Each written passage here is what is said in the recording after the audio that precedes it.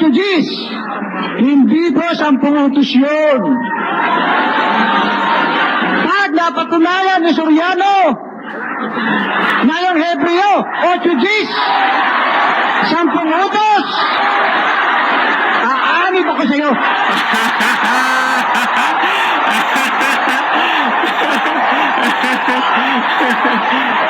Okay. Daanin na natin. Pag napatunayan ninyo, ulitin ko mga kapatid, darating ang araw siguro kasama ninyo ako. Okay.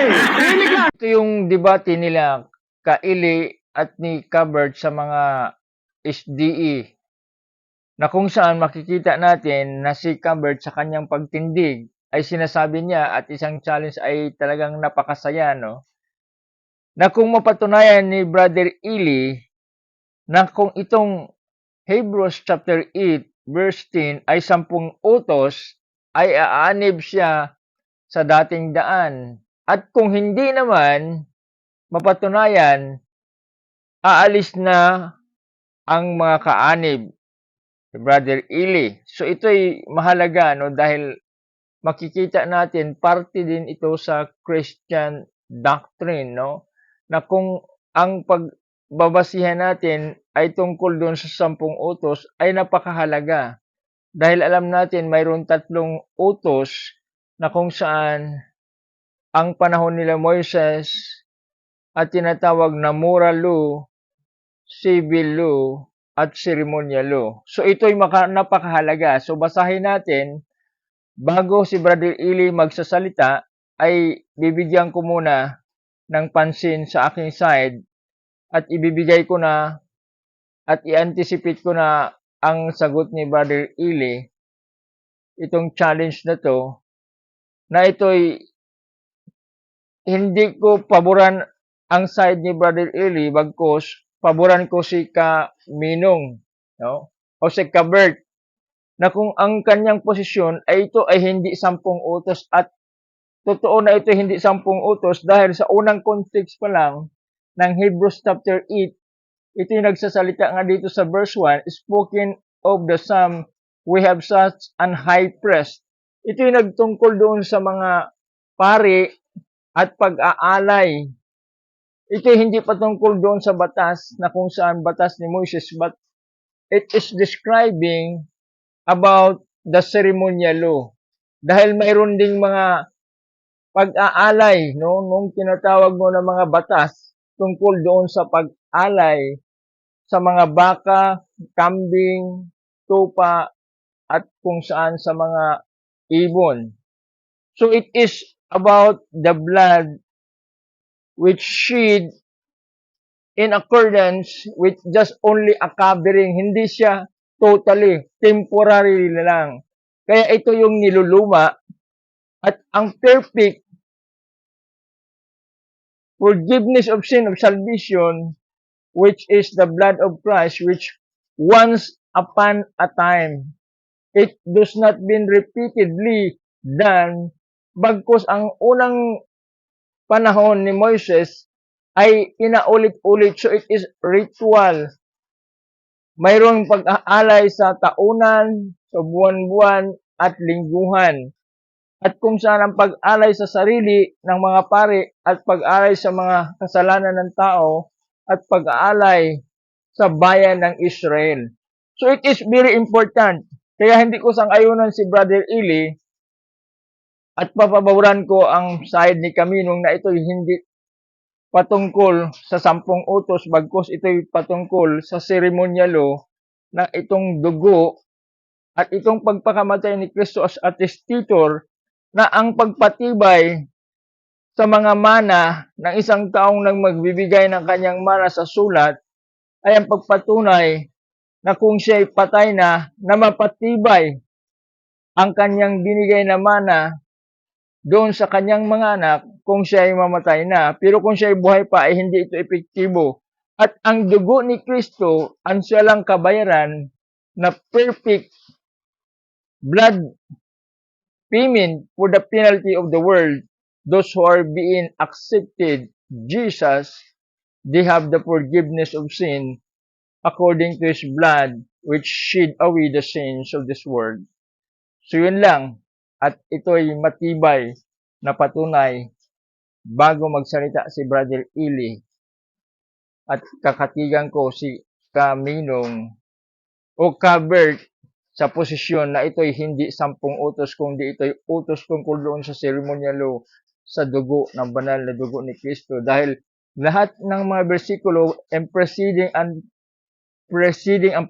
verse, it's about the high priest, it's about the offering, the lamb, and other ceremonial, but it does not speak about the law of Moses, the tablet of stone. Yun. May sinabi si Kabet, doon na intriga ako ron eh. Sige, Tandon. Alam nyo kung ano yung sinabi ni Kabet? Pag napatunayang tulaw, Ayun, tama. Ina. na ang Ebreo 8:13 ay 10 utos, aalis na raw siya sa Tabadista. Basahin natin ang Ebreo 8:13. Pakinggan nyo ha. Doon sa sinasabi niya, Ayan. isang bagong tipan ay niluma niya ang una. Tatapwat ang nagiging luma at tumatanda ay malapit nang lumipas. Doon, Isang bagong tipan ay niluma niya ang una. Tatapwat ang nagiging luma at tumatanda ay malapit nang lumipas. kanino ba sinabi yung bagong tipan? Kanino? Ulit ang talata. Doon, sa sinasabi niya, isang bagong tipan, niluma niya una. Ibig sabihin, kung kanino niya sinabi yung luma, doon niya rin sinasabi yung bago. Tandaan niyo, doon sa sinasabi niya, isang bagong tipan, niluma niya una. Sapagkat, paano magiging bago sa atin yung bago? Kung wala naman tayo, hindi naman tayo kasama sa una. Diba? Kaya lang magiging luma sa atin yung luma dahil may inintroduce na bago. Amen! Ngayon, ang tanong, ganito. Kanino ba sinabi yung unang tipan na yun ang naluma na doon din sinabi yung bago kaya nga naging bago? Basa. Ganyan, ako babasa. Ako babasa. Special ito eh. Malay mo, makumbinsin ko si Kabet. Ito, 8. Basa. Dadapwat. Ngayoy kinamtan niya ang ministeryong lalong marangal. Tinutukoy si Kristo. Nagkaroon siya ng lalong marangal na ministeryo o pangangasiwa. Bakit? Sapagkat palibasa siya na may tagapamagitan sa isang tipang lalong magaling na inilagda sa lalong mabubuting pangako. Sapagkat kung ang unang tipang yaon ay hindi ay naging walang kakulangan, kung yung unang tipan, kundi naging walang kakulangan, kami kulang pala, no? Nagkaroon ng kulang. Kung ang unang tipang yaon ay hindi naging walang kakulangan, ay hindi na sana inihanap pa ng pangangailangan ang ikalawa. Kung yung unang tipan, kung hindi naging walang kakulangan yung unang tipan, hindi na kailangang ihanap pa ng pangangailangan ng ikalawa. O dito, yung palang unang tipan, dumating ang panahon naging kulang. Naging insufficient. Kaya humanap ng pangangailangan ng ikalawa. Ano ngayon ang sabi? Sa pagkakita ng kakulangan sa kanila, ay sinabi niya, narito, dumarating ang araw, sabi ng Panginoon, na ako'y gagawa ng isang bagong pakikipagtipon sa sambahayan ni Israel at sa sambahayan ni Juda. ayon sa tipang aking ipinakipagtipan sa kanilang mga magulang, nang araw na sila'y aking tanan sa kamay upang sila'y ihatid sa labas ng lupain ng Ehipto, sapagkat sila'y hindi na natili sa aking tipan at akin silang pinabayaan, sinasabi ng Panginoon, sapagkat ito ang pakikipagtipang aking gagawin sa sambahayan ni Israel. Pagkatapos ng mga araw na yaon, sinasabi ng Panginoon, na ilalagay ko ang aking kautusan sa kanilang pag-iisip at sa kanilang mga puso'y aking isusulat ang mga ito, at ako'y magiging Diyos nila, sila'y magiging bayan ko. Nakita nyo? Ano yung bago at ano yung una? Ano yung luma at saka yung bago? Sabi niya, kung yun ay kang unang tipan, hindi sana naging walang kakulangan, hindi na kailangan ihanap pa ng pangangailangan ng ikalawa. Eh nung makita niyang may kakulangan na yung una, sinabi niya, gagawa ko ng bagong tipan.